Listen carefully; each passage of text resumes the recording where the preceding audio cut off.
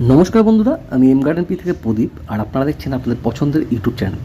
বন্ধুরা, অ্যান্টিনিয়ামে ডব ভ্যারাইটিতে যদি আপনারা গাছ ভরে ফুল পেতে চান, আমি আগেও দেখেছি, এবার যারা করছেন, এবার অনেকেই করছেন, আমার সাথে যোগাযোগ করেছেন।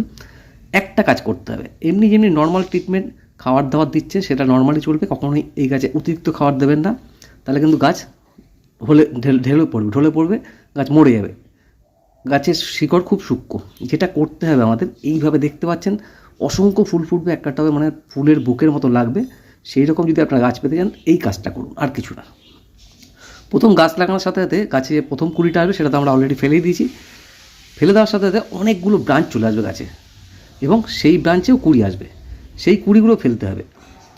সেই কুড়িগুলি ফেলার পরে দেখবেন যে কাজটা আমাদের এইটাই কাজ, কিন্তু কুড়ি ফেলা। এবার কতদিন পর্যন্ত কুড়ি ফেলবো এটা একটা বিষয়। আমরা ফেলবো, ফার্স্ট কুড়ি ফেলেছি,